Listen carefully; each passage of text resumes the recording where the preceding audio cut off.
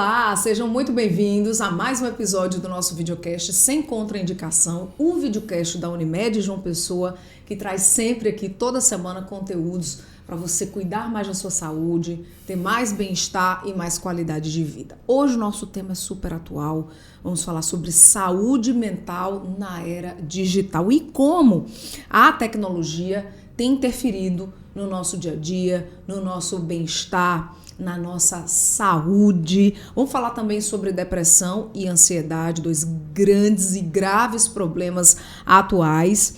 E, enfim, como também envelhecimento, como envelhecer de forma ativa, ter um envelhecimento mais saudável. A gente vai falar sobre tudo isso agora e eu recebo hoje aqui o médico psiquiatra, Dr. Rivando Rodrigues. Seja bem-vindo.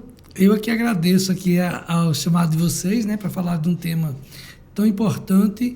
E sempre que a gente fala de temas da psiquiatria, a gente está desmistificando, sabe? E está, de certa forma, informando a população e criando uma massa, não com a psicofobia que se tem hoje em relação à psiquiatria. Né? Isso é muito importante, principalmente porque ao nosso lado assim, tem psicólogo, tem assistente social, tem toda uma gama de profissionais, né, que são importantes no processo de tratamento para os nossos pacientes. E aqui com a gente também a gente recebe a Monique de Fátima, que é psicóloga e justamente vai nos ajudar a compartilhar informações sobre esse tema. Seja bem-vinda, Monique. Obrigada, linda.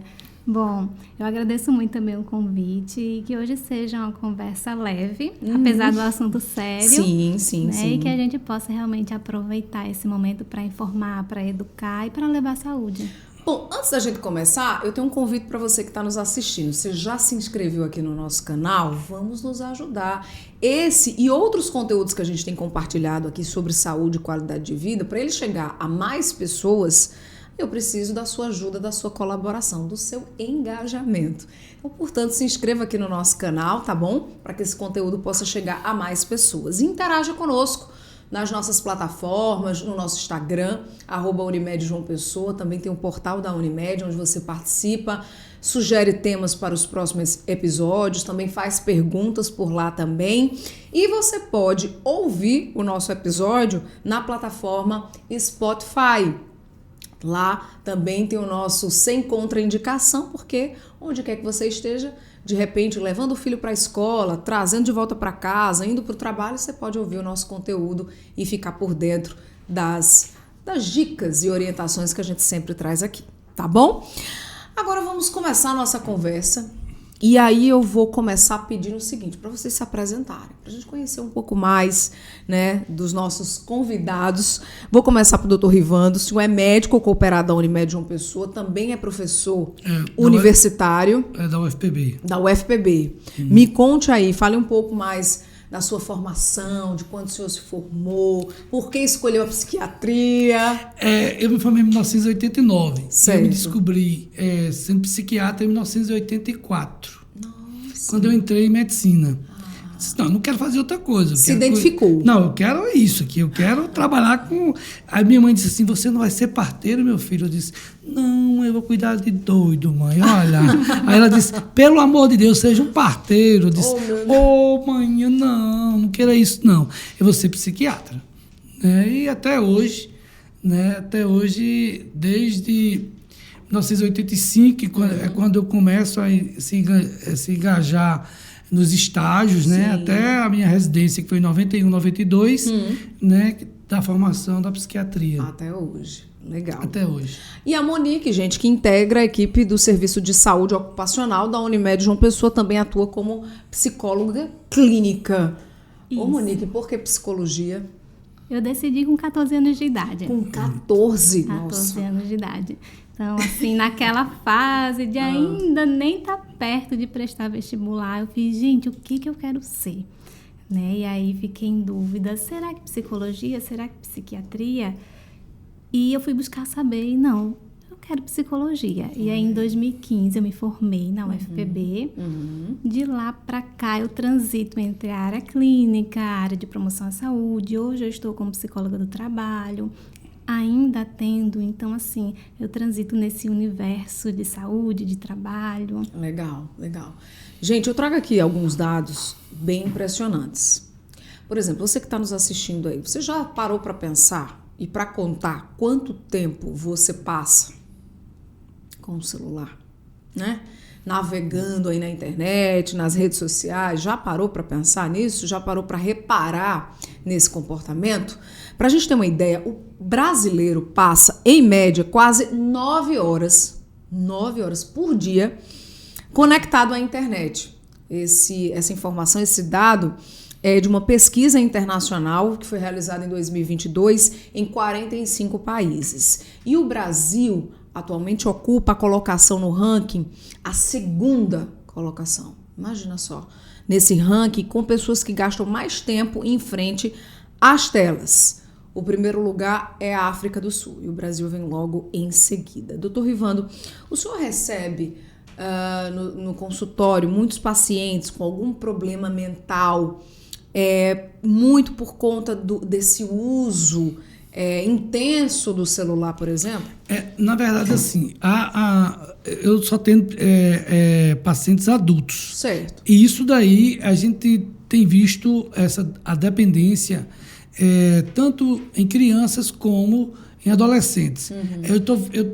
Eu tô atendendo pessoas já com um processo de adoecimento desde a adolescência. Sei. E muitas vezes eles vêm mais com comorbidade, que é uma doença associada à outra. Você tem um transtorno de dependência a redes sociais, certo, online, os jogos online, associado a uma outra doença, uma ansiedade, um transtorno de personalidade, uma depressão, que isso daí piora muito mais, né, o contexto de adoecimento desse paciente. Né? Porque quando você tem só a doença, é uma coisa a se pensar. E quando você tem mais de uma, né, o que a gente pode fazer além de medicar a comorbidade, já que a dependência a redes sociais, você não tem uma medicação para isso, entendeu?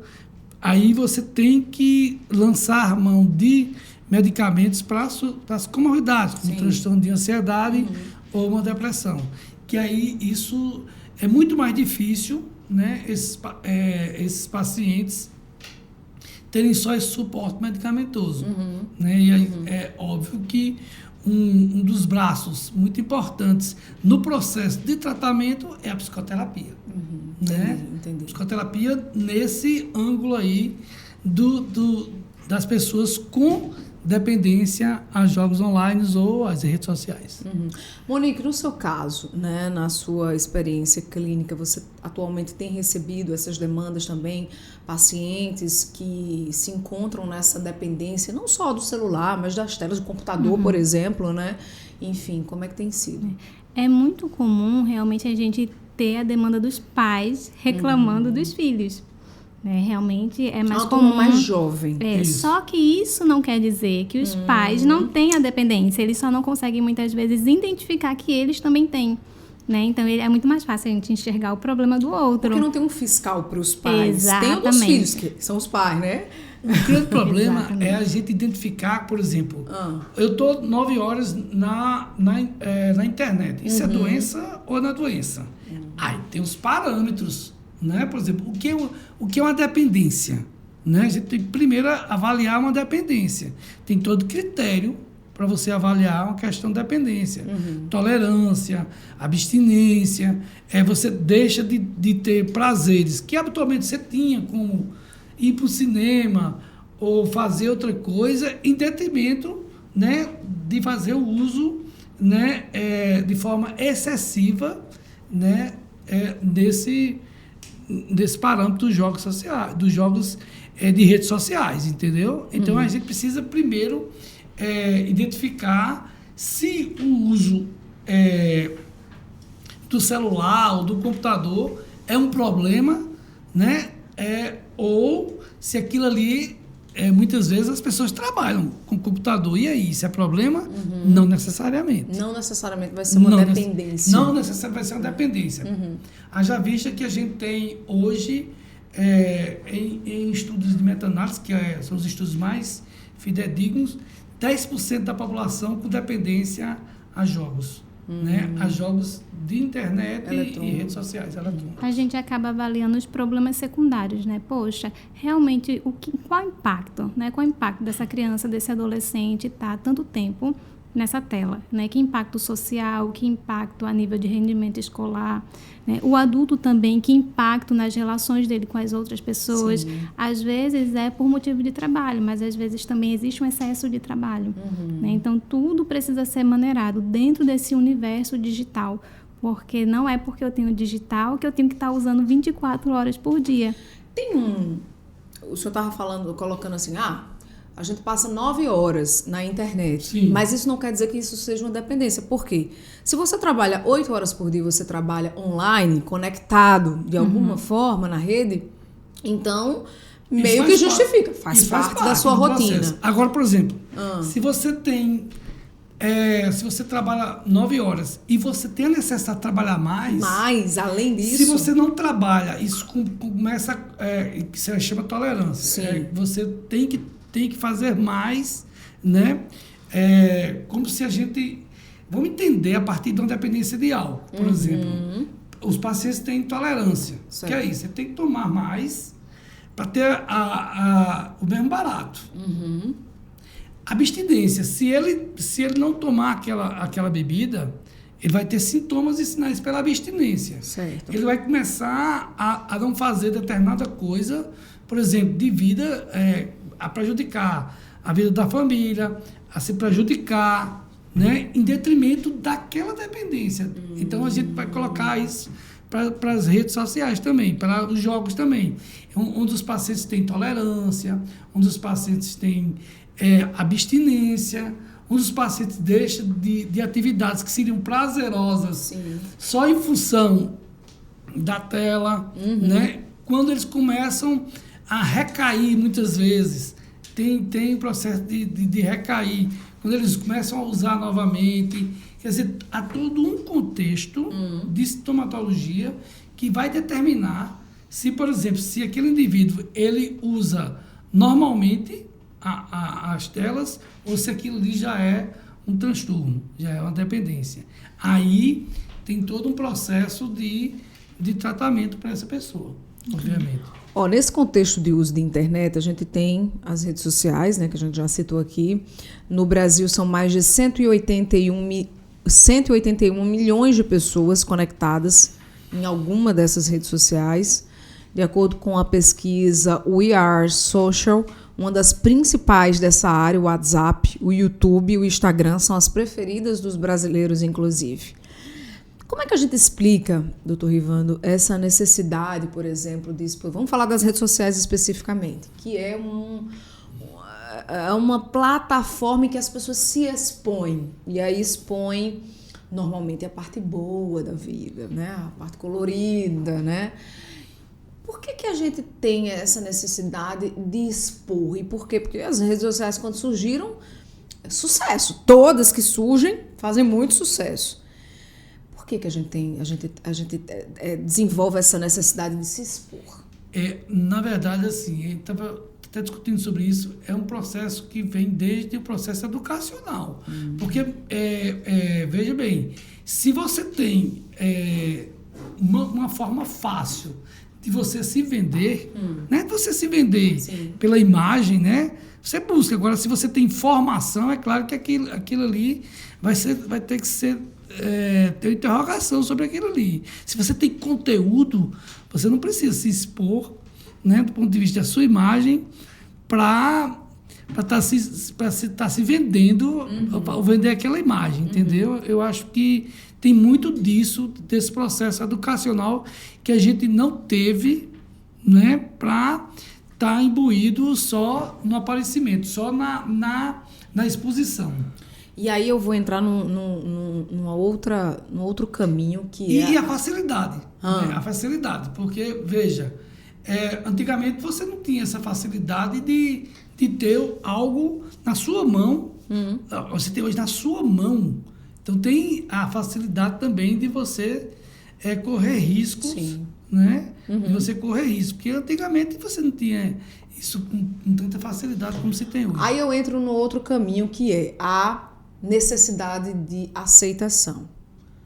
Aquela coisa, a busca por likes. Monique, você assim acompanha essa necessidade da pessoa ser aceita e dela faz um post e aí quer que tenha vários likes e comentários e tudo mais e fica nessa ânsia em busca dessa aceitação? Isso realmente acontece? Acontece. O que a gente vive fora do mundo digital, no desenrolar da história do digital, a gente levou para o mundo digital. Então, essa aceitação que eu quero do outro, isso já acontece, já acontecia fora do mundo digital.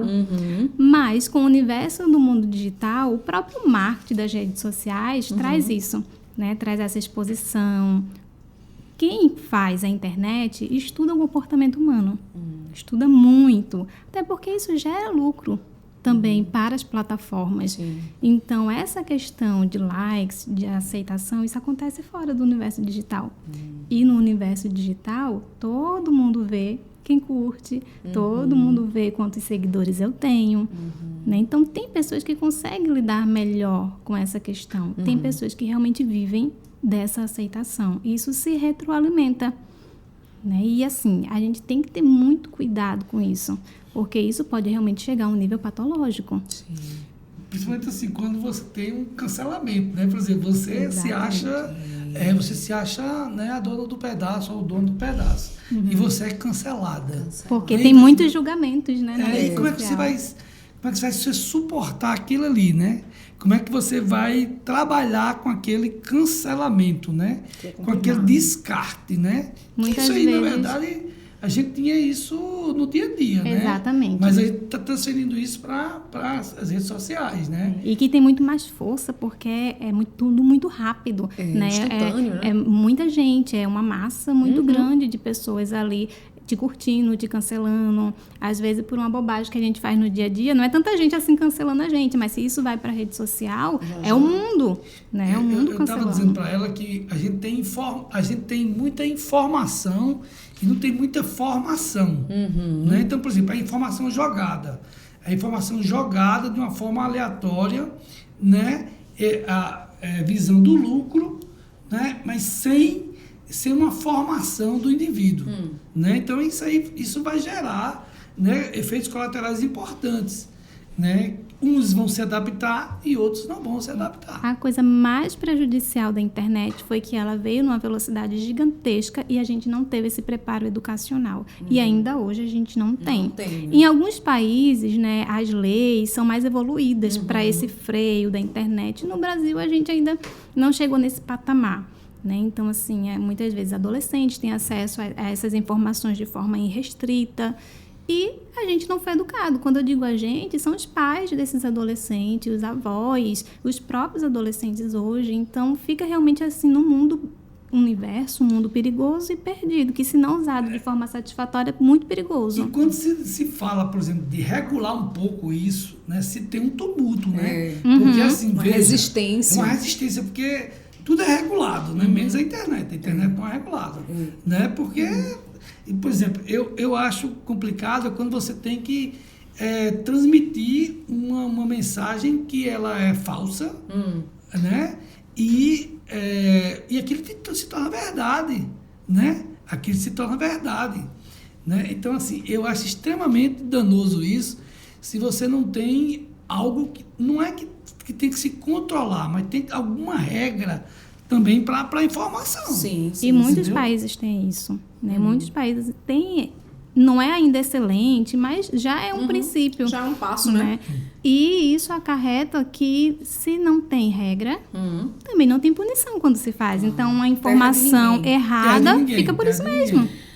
E aí, vem aquelas pessoas que vivem o mundo digital, o mundo da rede social, e não vivem o mundo real. Então, estão o tempo todo conectado e tá ali mostrando uma vida que, na real, não é a dela, né? tem esses casos. Como é que se explica essa situação, essas pessoas que acabam desenvolvendo, né, esse comportamento? Dinheiro, linda. Dinheiro. Ô, linda, cara, eu tô na rede eu tô numa rede lá. Não, mas aí a gente falando dos famosos. Sim, mas tem aqueles anônimos também. Sim, mas, por exemplo, tem Entendeu? anônimos que começam, né? E, sabe, desenfream de uma forma. Querem mostrar né? a casa que não tem, querem mostrar o carro que não tem, querem mostrar um dinheiro que talvez não tenha. Mas entendeu? isso ele transfere da vida real para é aquilo que ele está dizendo. Isso daí sempre existiu de uma certa forma. Qual o risco dessa pessoa desenvolver, por exemplo, uma depressão, uma ansiedade? Quando os objetivos que ela tentava, objetivos que ela tentava alcançar e não alcança. E aí? Né? Aí vai o real. Não é o exposto, é o real. E o real, quando bate, minha amiga, aí é um fator desencadeante para um transtorno de ansiedade, para uma depressão, para o uso de substância, que aí vai complicar muito mais qualquer doença. Quando você chega que um paciente tem um transtorno por uso de substância, seja álcool, maconha, cocaína, você já tem um complicador ainda mais, né, nesse processo, porque ele vai substituir, sabe, Mônica, aquele processo de adoecimento dele, né? Que é algo que era fantasioso, né? E que ele vai projetar, né? E quando a dependência de substâncias. Sim. Quando a pessoa não age de forma autêntica, ou seja, assim, de acordo com o que é a realidade, ela tende a sofrer, né? Se o motivo dessa não autenticidade for uma questão realmente financeira, de se promover, enquanto isso dá certo e realmente gera lucro, beleza. Mas tem pessoas realmente anônimas que não é nem pelo lucro. É porque elas não conseguem realmente viver de forma autêntica. Né? Elas não conseguem dizer quem elas realmente são. Como é que a gente explica o comportamento dos chamados haters? Aquelas pessoas que se escondem em perfis falsos para atacar outras. Porque a gente está falando dos usuários no geral, mas tem esses personagens nessa rede social que também possivelmente possam ter um distúrbio Linda, de comportamento. me diz enfim, uma não sei. coisa. Tu lembra daquele povo que falava mal de tu sem rede social, que não gostava de você de jeito nenhum, Sim. né? Sim, tem. Sempre tem. Sempre tem, né? Tu lembra daquele povo que falava mal assim, mas vamos esquecer rede social, que falava mal da gente, né? E que eram pessoas ruins, que tinham muitas vezes, por exemplo, tinham o que a gente chama de...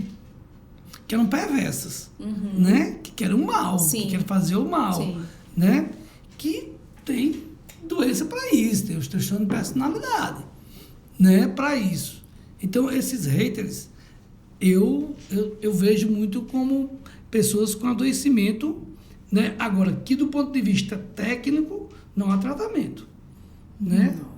Tem que ser punição, porque do ponto de vista técnico, né? Mesmo os que têm um transtorno de personalidade associada iam para os hospitais de custódia, né? E que estão querendo também fechar os hospitais de custódia, né? Está sendo uma grande briga a nível do Congresso Nacional para que não haja esse fechamento desses hospitais. E eles se escondem por trás desse anonimato e desse universo sem lei. Né? Então, assim, é um risco muito maior e a gente tem que ter muito cuidado porque a gente não sabe quem está atrás daquele smartphone, daquela tela.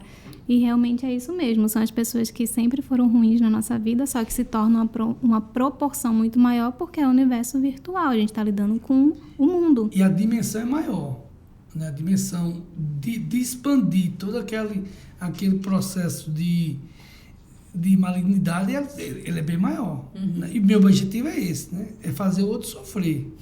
Eu quero fazer o outro sofrer e não só fazer o outro sofrer, mas fazer o outro sofrer numa dimensão que vai acabar com o outro, né? E muitas vezes sentir prazer com isso. Sentir prazer com isso, sem remorso nenhum. O senhor estava falando agora há pouco sobre a questão do cancelamento. Eu vou pegar esse gancho aqui, porque também com a rede social veio uma cobrança perfeição, a vida perfeita, o corpo perfeito, o rosto perfeito, o trabalho perfeito, tudo perfeito, né? E acaba que as pessoas, quem não tem de repente uma organização mental, vamos dizer assim, acaba de repente desenvolvendo uma ansiedade, depressão, frustração, enfim. E aí vem o medo também de ser cancelado, o medo de não agradar. E às vezes as pessoas acabam perdendo sua identidade porque estão mais preocupadas em agradar o outro e não ser cancelada do que realmente fazer aquilo que é da sua verdade, é da sua personalidade, né? Assim, como, doutor Rivando, esses julgamentos podem afetar a saúde mental das pessoas? Porque quando a gente fala de saúde mental, a gente tem que falar também de um contexto de vários ângulos. Certo. Do ambiental, do ambiente da pessoa, da individualidade da pessoa, das questões genéticas ou da epigenética, como o gene é alterado pelo ambiente, e também pela questão da formação do indivíduo. Então, por exemplo, tem pessoas que que não têm uma resistência muito importante. Então, quando elas já são canceladas, né, já tem um processo de adoecimento que não vão suportar. Sim. Que seu ego não vai suportar. E aí ela não aguenta. Não tem como aguentar, entendeu? Não tem como aguentar, porque não houve formação suficiente para isso. Né? Se as pessoas me cancelam, problema delas. Né? Problema delas. Mas, por exemplo, se cancela alguém que precisa disso aí, de uma forma mais para alimentar o ego delas, né? E esse ego tá fracionado, se elas forem canceladas, elas não aguentam. Elas entram realmente em estado de sofrimento profundo. De sofrimento grande. Vamos dizer que alguém que está nos assistindo ou foi cancelada ou está se sentindo assim rejeitada ou conhece alguém que está passando por isso. Que orientação você daria a essa pessoa? Acolhimento pela família, primeira coisa. Acolhimento por quem ama essa pessoa, né? Porque hoje, eu estava até conversando com o Mônica sobre isso, né? Porque antigamente as pessoas sentavam e conversavam um com as outras, né? Hoje não. Hoje, as pessoas, cada um senta com o celular na mão e cada um nem se olha. Como é que dizem? Você está perto de quem está longe e longe de quem está perto. Né? Então, assim, ficar de pessoas com quem te acolhe, né, que vai passar uma palavra amiga, de um carinho, né? Eu acho que isso a primeira coisa, é fundamental, né? E também na necessidade de procurar um profissional, né, que possa te ajudar e que possa fazer todo o acolhimento que essa pessoa necessita. A gente nunca esteve tão conectado e tão isolado. Né? A gente está muito conectado, mas as relações são muito frágeis. Né? Então, relações mais sólidas hoje em dia é difícil de encontrar. Né? Então, realmente, a dica para essa pessoa que está nos ouvindo é: busque sua família. Se você não tem suporte familiar, busque amigos, busque profissionais de saúde. É importante essas pessoas estarem com profissionais de saúde, porque não vai ser do dia para a noite que elas simplesmente, como um passe de mágica, elas vão agora aceitar ou não ser aceita. Né? Tem todo um processo de formação, de educação, de personalidade que pode ser mudado com um processo realmente de psicoterapia para que elas possam lidar melhor com essa não aceitação. E aí a gente entra num outro tema, vamos dizer assim, da nossa conversa, porque quando a gente fala sobre saúde mental hoje, é fácil a gente pensar logo em depressão e ansiedade, e não é à toa. Eu trago aqui dados da Organização Mundial da Saúde. 11 milhões, mais de 11 milhões de brasileiros hoje sofrem com depressão e quase 20 milhões sofrem com a ansiedade. E isso tem sido falado muito, né, nos últimos tempos, nos noticiários, enfim, sobre esses dois problemas. Doutor Rivando, um estudo recente do Ministério da Saúde revela que 15% da população brasileira pode sofrer com depressão, ao menos uma vez na vida. Que sinais, né, o senhor poderia elencar aqui para a gente, para que a gente fique em alerta? ou conosco ou com nossos familiares, alguém próximo a nós? Existem 2 sintomas básicos na depressão. Um é o humor deprimido, né, que é uma tristeza bem diferente da tristeza comum, da tristeza usual. Tá. Né, que ela é mais permanente, tá? Que dura pelo menos 15 dias. Nossa. Então não é aquela tristeza que dura 4 dias, não é aquela tristeza que dura uma semana, né?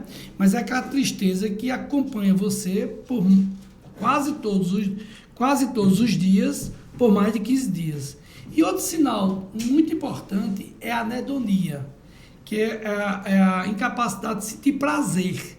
Por exemplo, você é parcial totalmente. Por exemplo, você sente prazer por determinadas coisas e você começa a não sentir prazer, certo, ou ter um prazer parcial pelas coisas. E aí, associado a isso, você tem culpabilidade, pensamentos negativos, ideação de suicídio, ou pensamento do nada, niilista, né? Fatigabilidade, dor. Hoje um sintoma muito importante, que é um sintoma que eu acho que futuramente vai ser um dos sintomas pilares para a depressão, é a dor, né? Então, muitas vezes, uma dor que está junto, por exemplo, da tensão, está junto da fatigabilidade, né? certo. Desse contexto. Então, é muito importante, inclusive, Linda, porque na depressão, o risco de suicídio, na depressão, Certo. a gente tem, ou no transtorno de humor, seja depressão, ou seja, o transtorno afetivo bipolar, né? A gente tem o transtorno de humor como as patologias com maior índice de suicídio, né?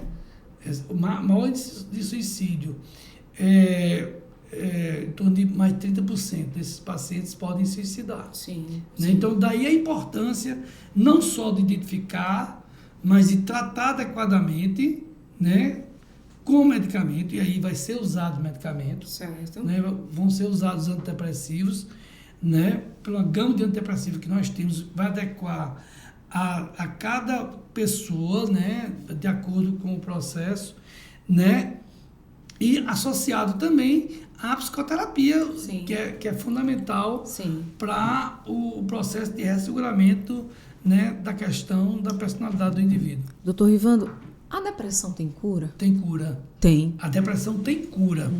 Agora, por exemplo, se você tem um primeiro episódio depressivo, primeiro, Certo. né, o tratamento, a duração do tratamento é em torno de 1 ano. 1 ano, por exemplo, você faz a medicação, o paciente fica remitido, ele fica sem sintomas a partir de 1 mês. Você fica remitido, você fica sem nenhum sintoma, porque antigamente a gente acreditava ao tratamento a resposta. Tá. Por exemplo, você dava um antidepressivo e o paciente tinha 50% de resposta. Certo. Hoje não mais.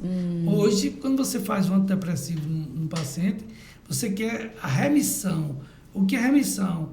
É a ausência total de sintomas.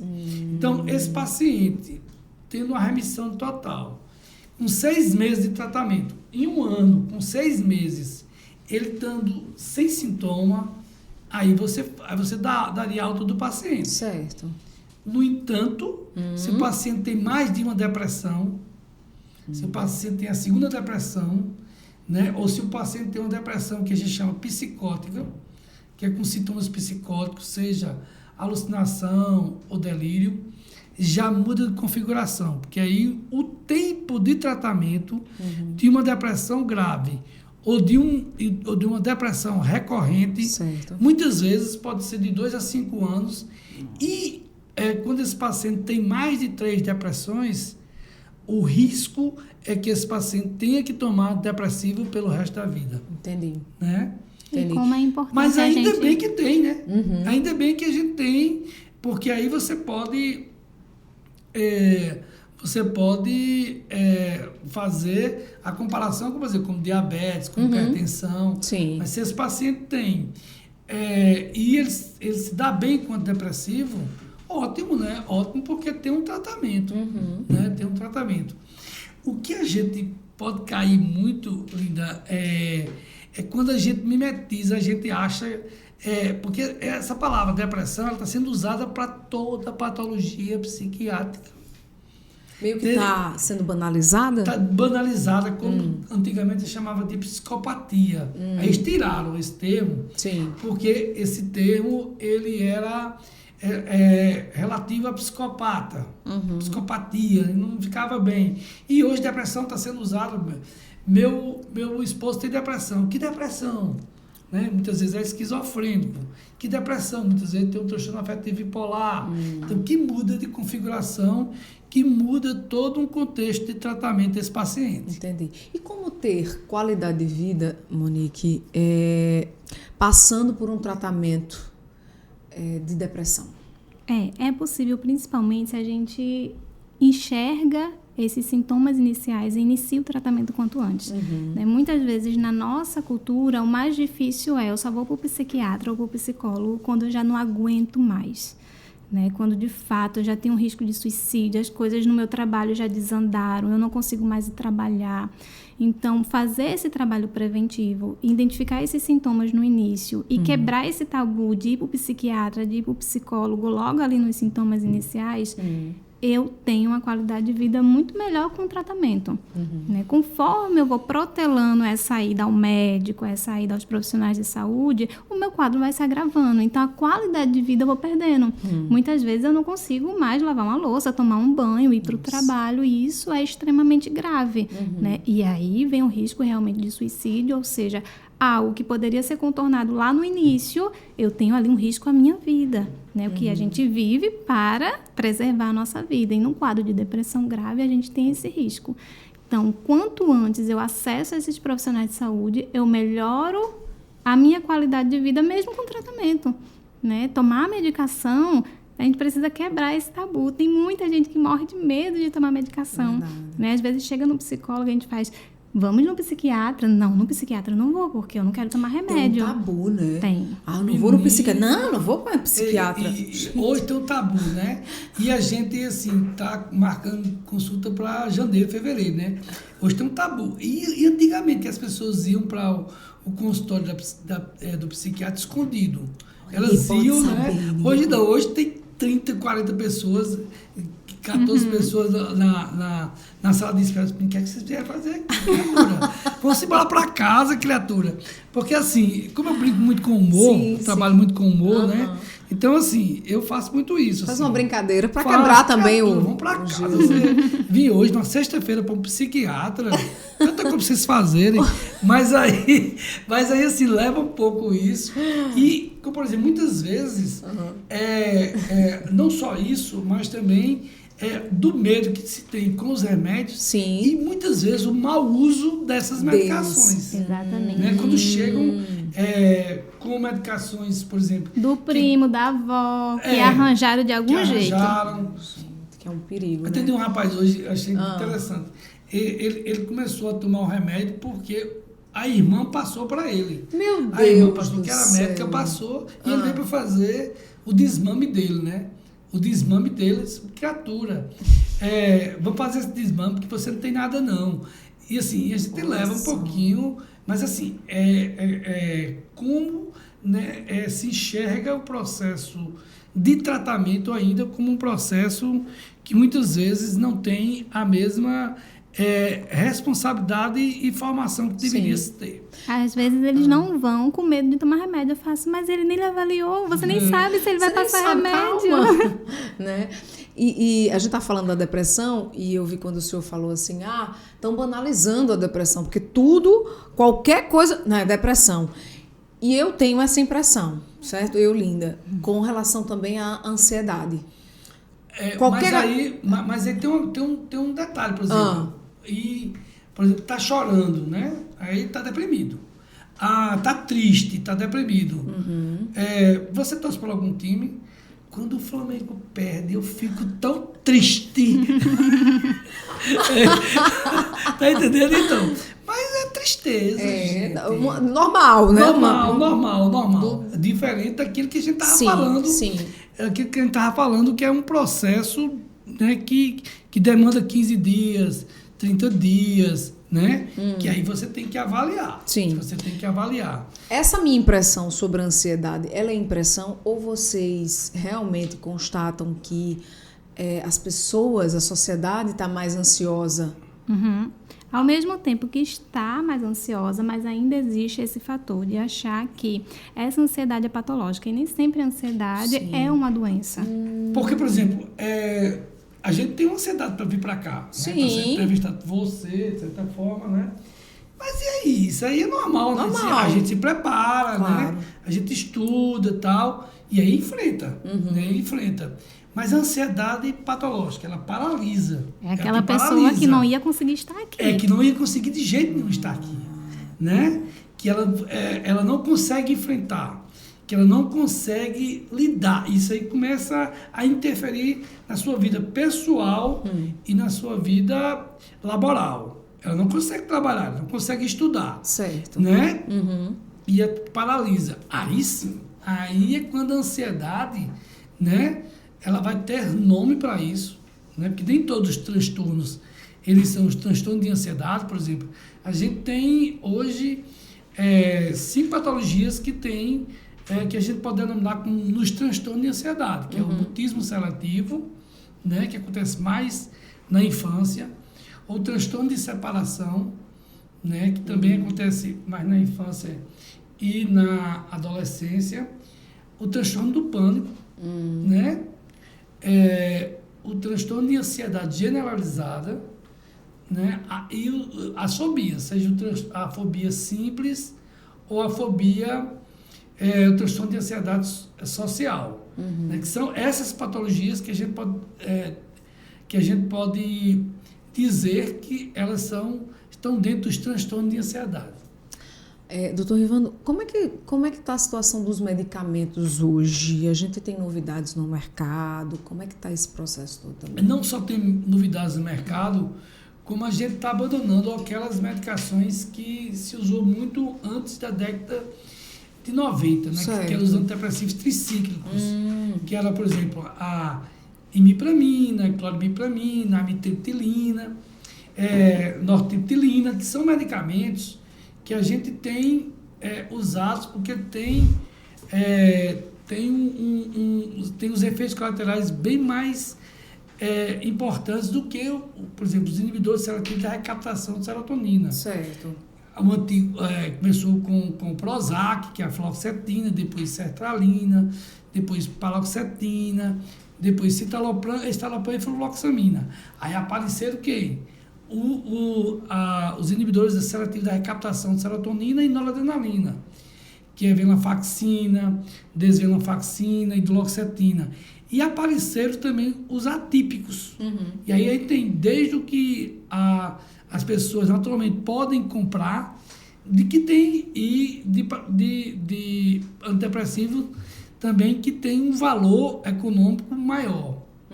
Além de termos um tratamento para depressão que é muito importante e que as pessoas têm um certo pavor e uma fobia em relação a isso, que é o eletrochoque. Né? O eletrochoque é um dos instrumentos mais importantes, né?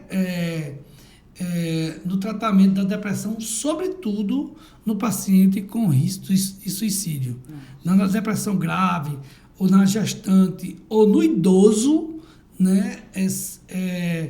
É um dos tratamentos um dos mais importantes no processo de tratamento desses pacientes. Monique, a psicoterapia, juntamente com o acompanhamento médico, são essenciais para o tratamento da ansiedade, da depressão.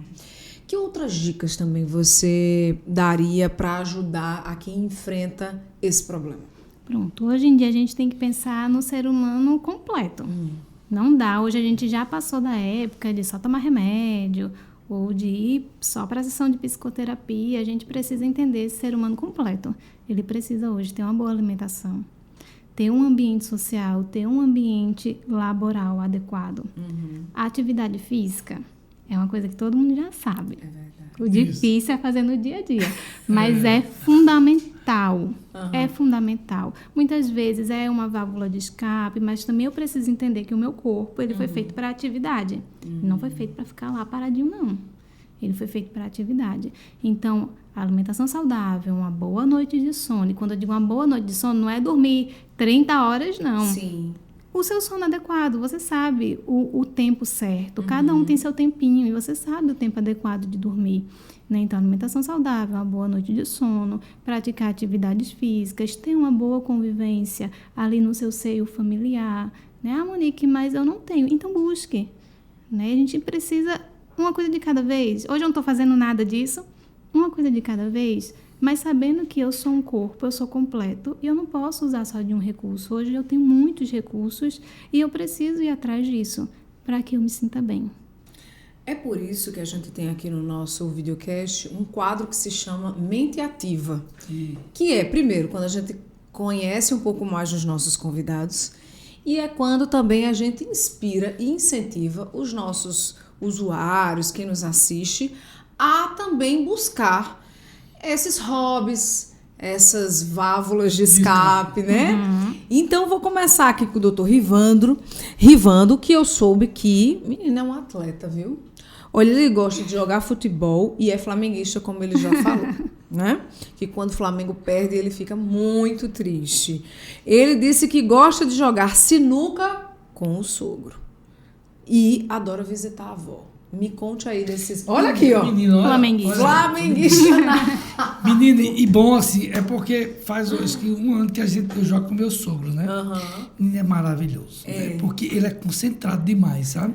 E quando ele ganha, quando ele ganha, ele é o seguinte, ele é calado, assim, sabe? E quando eu ganho, aí eu fico calado também, sabe? Mas cada um quer ganhar, né? Claro. Mas é maravilhoso porque... De vez em quando só deixa ele ganhar pra ficar Não, bem na deixo fita. nada. Né? Se ele Ai, souber meu Deus. que eu deixei, A se competição ele é que é boa. souber que eu deixei, ele não vai gostar, entendeu? E ele quer ganhar, assim, quer dizer, eu ganhei mesmo, entendeu? Entendi. Eu ganhei mesmo, assim. Mas é maravilhoso porque há um respeito, há um carinho. Uma interação. Né? Sobretudo, é um carinho por aquilo ali, por aquele espaço ali, né, do ser cuidado. Porque não só há um cuidado com ele, como ele está cuidando de mim. Quer dizer, há um cuidado, troca, há uma né? troca de cuidados. E o senhor é flamenguista, gosta de jogar futebol em que... Como é que chama? Em que posição, né, Del? Eu gosto, Que posição? eu gosto de correr, criatura, jogar futebol.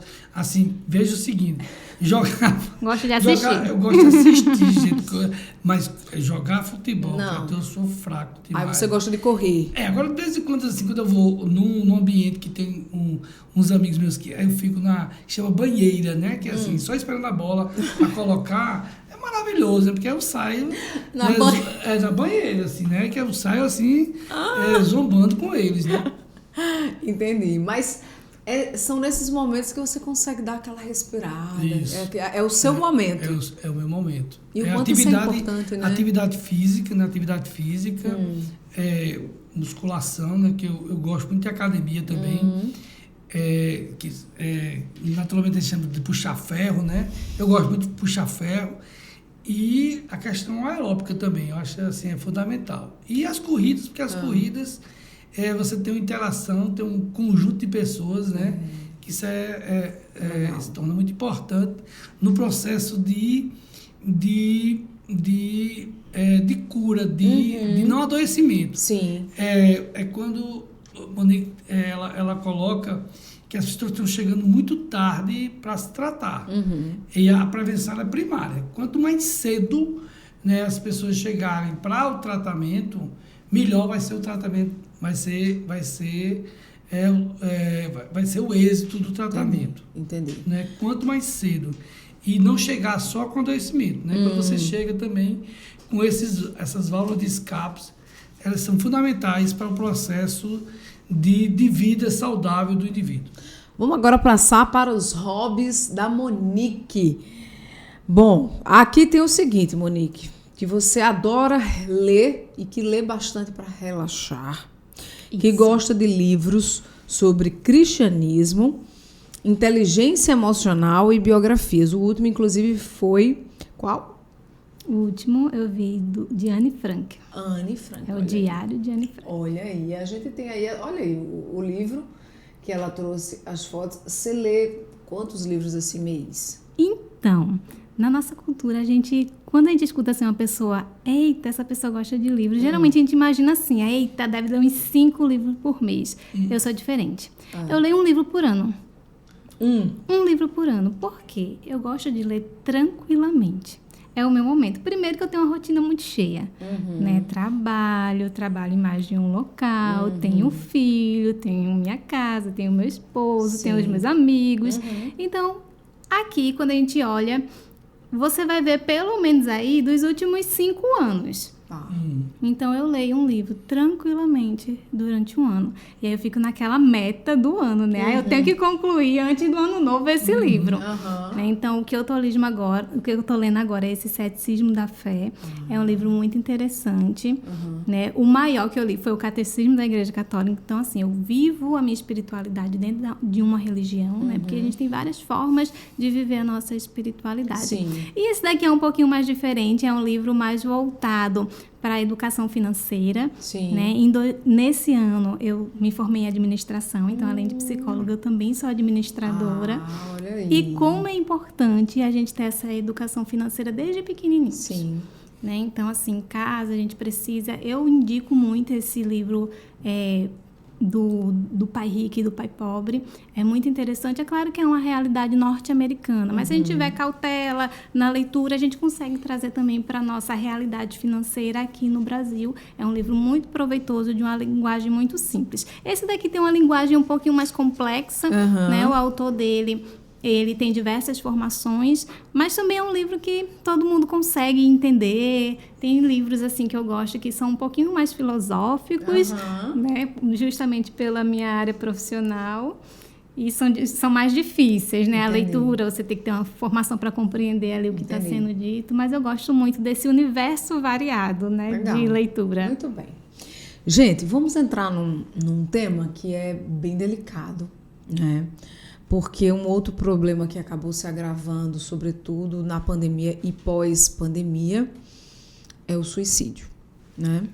E, doutor Rivando, como é que a gente pode explicar esse extremo, vamos dizer assim, do adoecimento mental em que a pessoa desiste de viver? Não sei nem se é correto dizer isso, mas, né?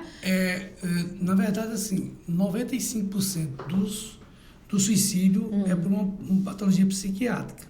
Então, se a gente tem 95% dos suicídios com doença psiquiátrica, a gente precisa tratar. Né? É porque se a gente não trata o risco, para vocês terem uma ideia, 32% é com transtorno de humor, 22% é com transtorno de substância. E aí é um complicador, porque como é que se trata esse transtorno de substância? A gente não tem um remédio para isso. Né? A gente não tem... e a gente não tem como tratar o transtorno de substância de uma forma mais ampla. Né? Para você ter uma ideia, por exemplo, se a gente pensa daqueles que podem ser tratados... E os que não chegam nem a ser tratados, porque a gente tem uma periferia hoje, né, recheada de transtorno de substância. Né? E o risco de suicídio nessa população é muito grande. Tem 10% dos pacientes que têm esquizofrenia, que podem suicidar. A gente tem 6% dos pacientes que têm transtorno de ansiedade. Quando os pacientes chegam no consultório, não tem depressão, mas tem transtorno de ansiedade e podem suicidar pela impulsividade. Tem 6% dos pacientes que têm transtorno de personalidade, né? Aí que fazem comorbidade muitas vezes com o transtorno de humor. Né? Então, assim, antes de tudo, não é só pensar naquela pessoa que pode se aniquilar, enfim, mas também pensar no processo de tratamento para não se chegar a isso. E outra coisa que é importante não dar meio a essa pessoa para isso ocorrer. Uma das coisas que mais me preocupou o ano passado foi a questão da liberação de comprar arma, entendeu? Porque assim, quem se mata mais é o homem, é o sexo masculino, né? Eu gosto mais do gênero masculino, porque a mulher tenta mais. Interessante, né? A tentativa de suicídio, ela é um fator de risco importante. Só que a mulher tenta mais e o homem se mata mais, porque o homem é mais Fatal. impulsivo, né? Então, assim, e ter o meio, sabe? Ter o meio é super importante para chegar ao suicídio. É tanto, por exemplo, que quando eu atendo um paciente que tem um risco de suicídio e ele vem sozinho, eu não passo o remédio para ele. Eu peço para ele ligar para a família vir, né, para eu poder fazer a medicação, entregar à família, para que a família possa fazer a medicação no paciente. Então, antes de pensar como um indivíduo pode se aniquilar, né, tem um processo de tratamento desse indivíduo para não chegar a isso. Entendeu? Entendi. Ô, Monique, quais são os sinais assim, que a gente pode, de repente, trazer aqui do comportamento de uma pessoa que, de repente, tenha esse pensamento suicida, essa ideia, enfim? Esse indivíduo, ele dá algum sinal, por exemplo, uma família, a família que está aqui assistindo, alguém que tem um parente próximo, enfim, e possa ficar atento a esses sinais? Que sinais seriam? Dá sim. Raramente não dá.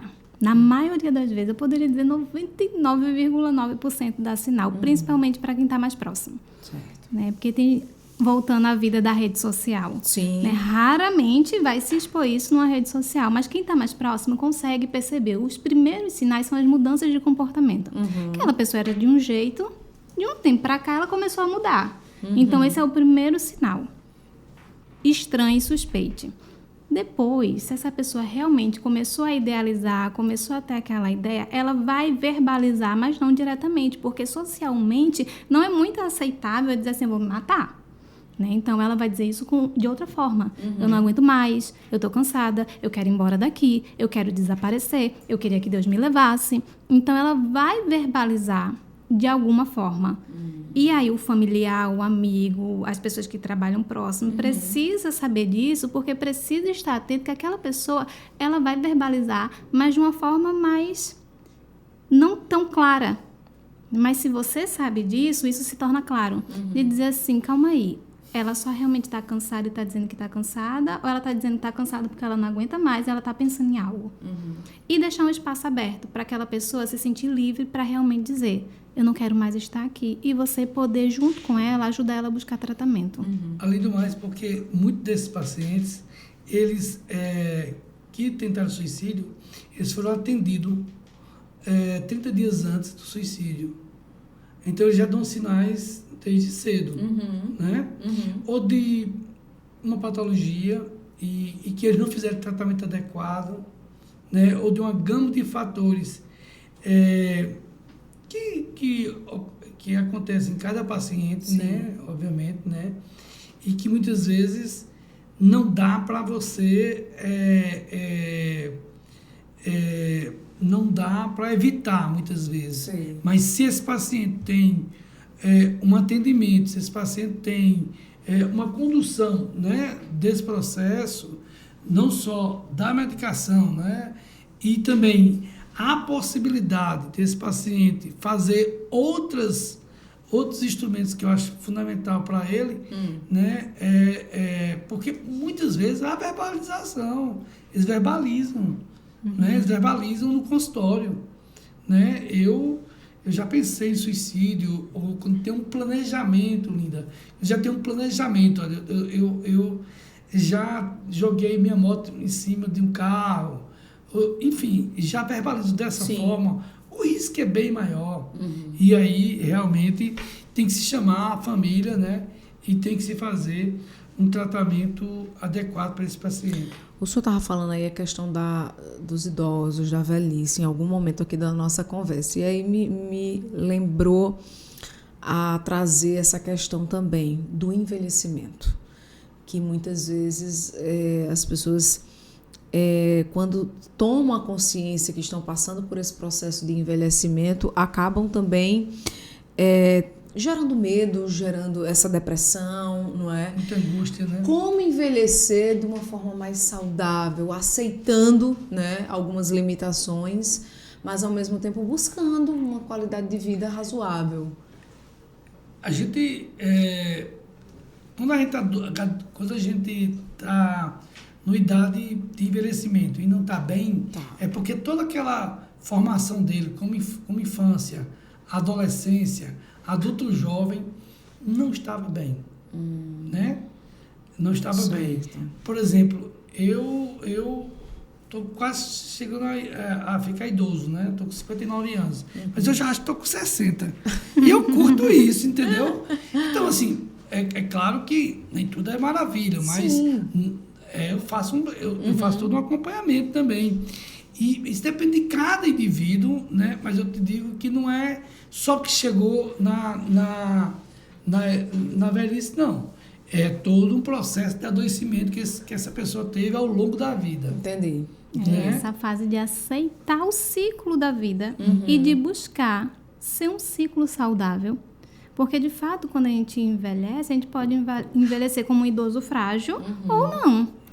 Eu posso ter qualidade de vida, mesmo no meu estado de idoso. Mas depende do que eu construí ao longo da vida. Isso. Eu não posso deixar para construir isso lá com 60, 80. Né? Depende do que eu construí ao longo da vida. Na partir de agora. Exatamente. É todo um processo, assim, de melhorar o processo de infância, né, que algumas pessoas têm, né, de um tratamento psicoterapêutico mais longo, fazer um acompanhamento psiquiátrico, né, e tocar a vida, né, a vida, mesmo com as perdas, a vida mesmo, para você envelhecer, você vai perder, obviamente, né, e você trabalhar todo esse processo de perda, porque se você não conseguir trabalhar esse processo de perda, né, isso vai gerar um processo doentio no indivíduo, e ele não vai saber lidar com isso. Gente, estamos chegando ao fim do nosso episódio. Passou super rápido aqui essa conversa. Foi. Que coisa, né, menina? Mas eu quero agradecer a participação de vocês dois. E para a gente finalizar com chave de ouro, eu queria que vocês deixassem aqui uma mensagem para as pessoas que estão nos assistindo. A gente está aí próximo do fim do ano, né? O fechamento de um ciclo, começo de um novo ano. E que mensagem vocês gostariam de deixar aqui para quem está nos assistindo? Para essa busca do bem-estar, da saúde mental, o que fazer, o que não fazer, enfim, fiquem à vontade. A gente tem que ter amigos, né? A amizade verdadeira, ela é super importante. A gente tem que ter família, e família é o nosso porto seguro, né? Sem família não há... no processo de organização, a família eu acho que é o seio da tua organização, né? Eu acho que quando a gente tem um processo familiar, que não tem nenhuma família perfeita, né? Mas a gente tem núcleos dentro dessa família que a gente pode se escorar, ou a gente pode se deleitar, ou a gente pode conversar, é muito importante para o processo de vida de cada indivíduo. Além de atividade física, além de uma boa alimentação, além de curtir, né? Curtir esse processo da vida, não só curtir de uma forma tosca, mas curtir sorrindo, né? Quando você pode, né? E também chorando quando há necessidade, mas curtir a vida nesse sentido eu acho que é fundamental para o processo de vitalização do ser humano. Eu acho que viver de forma sincera, autêntica com a sua vida é importante. Nesse final de ano, para o próximo ano, aceitar o que não deu certo, o que você não foi bom, o que precisa melhorar. Aceitar não no sentido de se conformar, mas no sentido que eu aceito e eu vou buscar melhoria.